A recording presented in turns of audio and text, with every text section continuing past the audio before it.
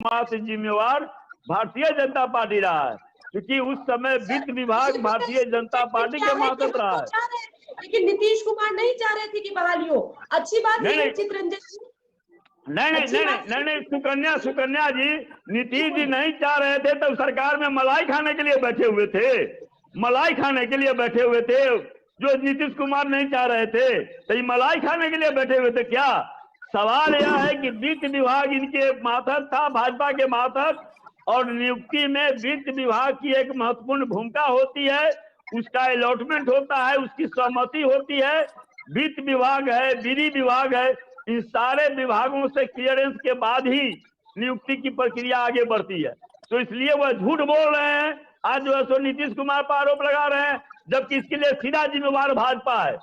कभी जो है चाहती नहीं है, वह तो जो है सो केवल दूसरे मुद्दों पर, वह जो है सो हिंदू मुस्लिम पर, उर्दू हिंदी पर वोट देती है। उसको क्या मतलब है महंगाई से, उसको क्या मतलब है बेरोजगारी से? सर ठीक है, बीजेपी आरजेडी जेडीयू ज्यादा नहीं करेंगे। अच्छी बात यह है कि आपने कहा कि भाई हम अब काम करने की मोड में आ गए हैं, तो हम ट्वीट क्यों करें, मांग क्यों करें, हमारा काम पर ध्यान है, ये अच्छी बात है। और ये भी दिखाता है कि आप अभी भी डिटरमिन्ड है इन शिक्षक अभ्यर्थियों की बहाली को लेकर। तो आपने तो अपना पक्ष रखा, जेडीयू का पक्ष सुन लेते हैं।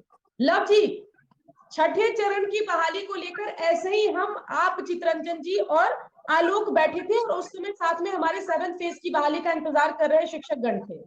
अब माफ कीजिएगा 6th फेज की बहाली वाले थे। अब हमारे साथ 7th फेज की बहाली वाले बैठे हैं, साथ में आलोक जी भी हैं, चित्ररंजन गगन भी है, आप भी हैं। आप कॉमन है, उस वक्त भी आपको करना था, अभी आपको करना है। नीतीश मुख्यमंत्री बिहार की, कोई डेडलाइन, कोई टाइमलाइन आपने सोचा है? कुछ जवाब लेकर जाएंगे यहाँ से शिक्षक अभ्यर्थी? सुकन्या, पिछली बार हम लोग बैठे थे, उसमें से आलोक जी आज स्कूल के बोर्ड पर बैठे हैं, रोड पे नहीं है, बोर्ड पे है। मैं पाल जी को भी आश्वस्त करता हूं कि ये भी बहुत जल्द बोर्ड पर होंगे, रोड पर नहीं रहे। रोड पर तो मैं अभी भी आग्रह करता हूं, ठंड का समय है, ये लोग अपना, सरकार पूरी तरह से संवेदनशील है, ये रोड पर से अपना, जो ये रोड पर बैठे रहता है। और मुख्यमंत्री जी, माननीय मुख्यमंत्री जी खुद ही बहुत संवेदनशील व्यक्ति हैं, उनको अच्छा नहीं लगेगा कि हमारे ही नौजवान, हमारे ही छात्र, जिनके लिए आज ये परिस्थितियां आई कैसे सुकन्या? छठे चरण की बहाली में बहुत सारा विलंब हुआ, कोर्ट में बहुत सारे केसेस हुए, वो अलग बात है। लेकिन आज जब हमने सत्ता संभाला था सुकन्या, तो बिहार में सिर्फ 50,000 विद्यालय थे, विद्यालयों की संख्या 75,000 हुई। हमने 77,000 विद्यालयों की संख्या की, सीट क्रिएट हुए, लोगों के लिए संख्या बढ़ी। 36,000 मात्र शिक्षक थे, आप देखना उठाकर। आज शिक्षकों की संख्या 4 लाख के आसपास पहुंच जाएगी। हम काम करते हैं सुकन्या, एक दिन में 5200 विद्यालयों को उत्क्रमित किया हमने, 5200 विद्यालयों को उत्क्रमित किया तो सीटें क्रिएट हुई। आज हमारे अभ्यर्थी इतने, आज 1 से 1.25 लाख लोग अगर इंतजार में हैं, तो इसलिए कि हमने उतना जॉब क्रिएट किया है। नीतीश को कोई भी काम करने में समय तो लगता है, इसमें कहीं दो मत नहीं है, लेकिन बिहार में जब एक शिक्षक पर 122 विद्यार्थी थे सुकन्या, अगर मैं गलत बोल रहा हूँ तो टोकना, आज वो संख्या 1 पर 37 आ गई है, और उस संख्या को इनकी बहाली के बाद हम लोग 1 पर 30 ले जाएंगे। राष्ट्रीय औसत से भी नीचे ले जाना हमारा लक्ष्य है।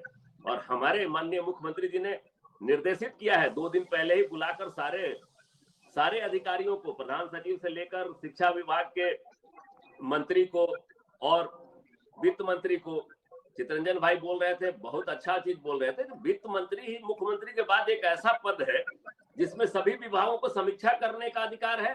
कल भी मैंने बोला था, परसों भी इस बात को बोला था मैं, कि वित्त मंत्री रहते हुए कोई जिम्मेवारी से नहीं भाग सकता।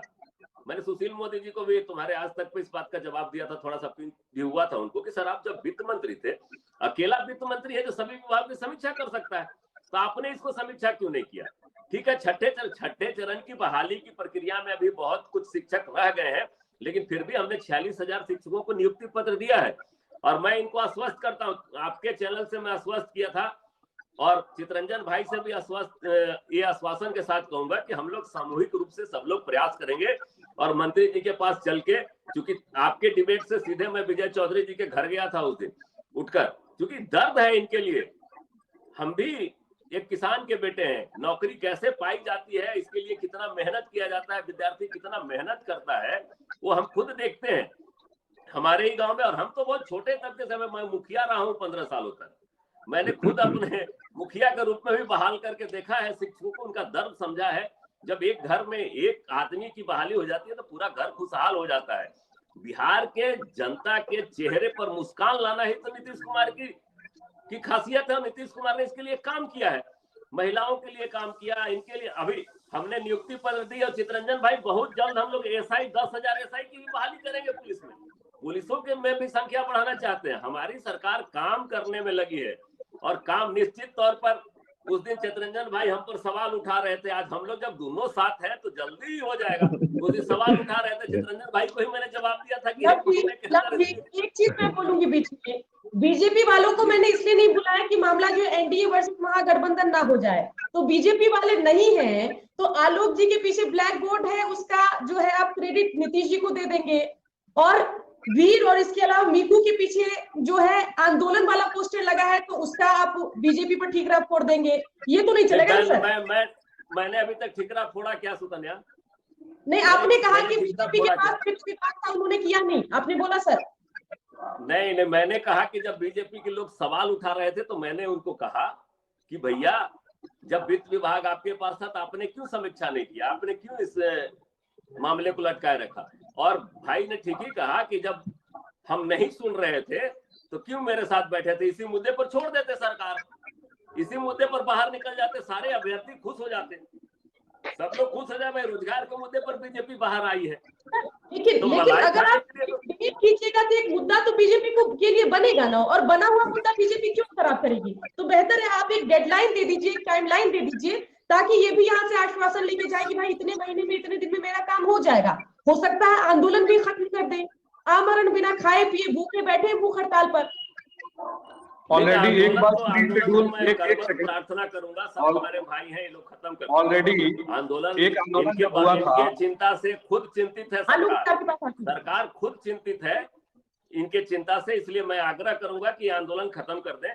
और डेडलाइन की बात है सुकन्या, तो हम लोग जब तक पूरा विचार विमर्श, मैं कहा मैं पूरी तरह से माननीय शिक्षा मंत्री जी से मिला भी नहीं हूँ, क्या परिस्थितियां हैं सारी चीज जानकर अगर हम लोग रहेंगे तो जल्द से जल्द हम और चितरंजन भाई दोनों ज्वाइंटली रूप से भी प्रयास करेंगे। हमारी सरकार इतनी प्रयासरत है इसमें कि माननीय नीतीश कुमार जी को अगर नहीं चिंता रहता तो आनंद फानंद में 3 दिन में 2 बार क्यों शिक्षा मंत्री को तलब करके वो बोलते भाई इसको जल्दी से जल्दी इस प्रक्रिया को पूरी करी जाए। उसमें पुराने अभी जो वित्त मंत्री हैं विजय चौधरी जी, पूर्व में शिक्षा मंत्री भी थे, तो उनको भी बहुत सारी जानकारियां थी, तो उनको भी साथ में रखकर सारी चीजों पे चर्चा किया गया है।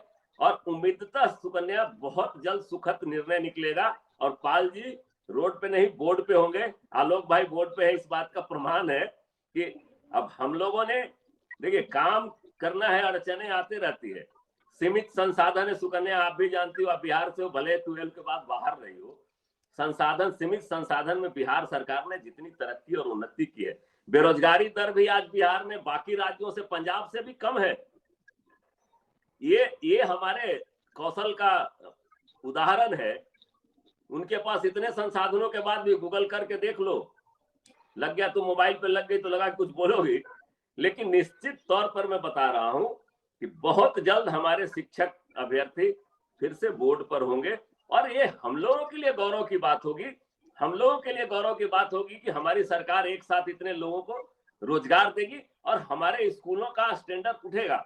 लेकिन पाल जी, मुझे एक बात बड़ा आश्चर्य रहा, होता और होती में बड़ा अंतर होता है। क्वालिटी एजुकेशन जैसे ही चितरंजन जी कह रहे थे, आपने जो शब्द बोला होती, वहां होता हो सकता है, मुझे कम जानकारी, में पढ़ा लिखा नहीं हूँ, पर थोड़ा क्वालिटी एजुकेशन है। आप बिहार तक के चैनल पे बैठे हैं, तो शिक्षकों से हम लोग ऐसा उम्मीद नहीं करेंगे।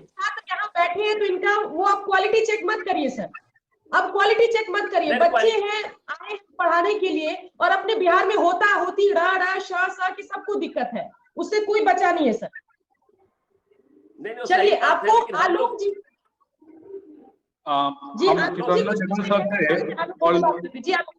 चितरंजन गगन सर से और लॉ सर से बस हमारा एक ही आग्रह होगा कि सर, इसके पहले भी अभ्यर्थी आंदोलन पे बैठे थे और शिक्षा विभाग के अपर मुख्य सचिव ने खुद ट्वीट करके एक प्री शेड्यूल जारी किया था कि फलाना तारीख से हम आवेदन लेंगे, फलाना तारीख से आप लोग का नियोजन प्रक्रिया शुरू हो जाएगा। तो हम चाहते हैं सर, ज्यादा कुछ हमारी मांग नहीं है, लेकिन अभ्यर्थियों की तरफ से इतना जरूर कहेंगे, कम से कम एक टाइमलाइन बता दीजिए, शिक्षा मंत्री जी प्रेस कॉन्फ्रेंस करके बता दें कि 7वां चरण हम शुरू करने जा रहे हैं 10 दिसंबर से, 15 दिसंबर से या जनवरी में 10 जनवरी से। कोई एक टाइम फिक्स करके अगर घोषणा कर दे, अभ्यर्थी आंदोलन से उठ जाएंगे। बस उनका बस ये है कि शिक्षा मंत्री अपने मुख से कभी भी यह नहीं बोलते हैं कि हाँ इस तारीख से हम 7वां चरण शुरू करेंगे।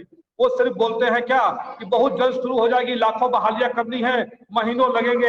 अभी कई महीने हो गए सरकार में आए हुए, लेकिन अभी तक महीने कब खत्म होंगे उस इंतजार के, यही हम लोग को जानना है। अभ्यर्थी यही चाहते हैं कि बस एक शेड्यूल शिक्षा मंत्री जी प्रेस कॉन्फ्रेंस करके दे दे, बस यही अभ्यर्थियों की मांग है।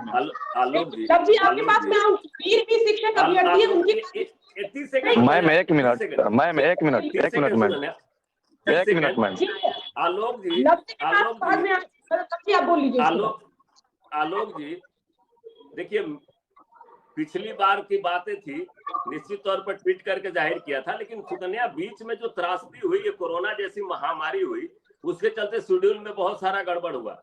और मैं निश्चित तौर पर आपको आश्वस्त करना चाहता हूं, फिर थोड़ी सरकार चेंजिंग हुई, उसके बाद परिस्थितियां बदलती है, नए शिक्षा मंत्री हैं, उनको थोड़ा समझने का समय हम लोगों को देना चाहिए। हम पाल जी से हाथ जोड़कर विनती करेंगे, हम किसी के भावना को आहत करने के लिए नहीं है, हम लोग आग्रह करेंगे, निश्चित तौर पर आपके मांगों को पूरी सहानुभूति के साथ सुना जाएगा और आपके बात सुना ही नहीं जाएगा, इसको पूरा किया जाएगा। पाल जी, मैं आपको आश्वस्त करता हूं कि माननीय मुख्यमंत्री जी जो कहते हैं उससे कभी पीछे नहीं हटते। हमने कहा ना कि इतना जॉब तो हमने क्रिएट किया ना, अगर 50,000 से विद्यालय आज रहे होते तो इतने पद कहां से आते, इतने उत्क्रमित विद्यालय हम नहीं किए रहते। अगर हम 5200 विद्यालयों को एक दिन में उत्क्रमित नहीं किया रहता सुकन्या, तो इतने पद कहां से सृजित होते। हमने पद को सृजित किया उसको भरने के लिए, और हमारा लक्ष्य है कि हम एक विद्यार्थी पर 30 से नीचे ले आए, एक शिक्षक पर 30 से कम विद्यार्थी ले आए।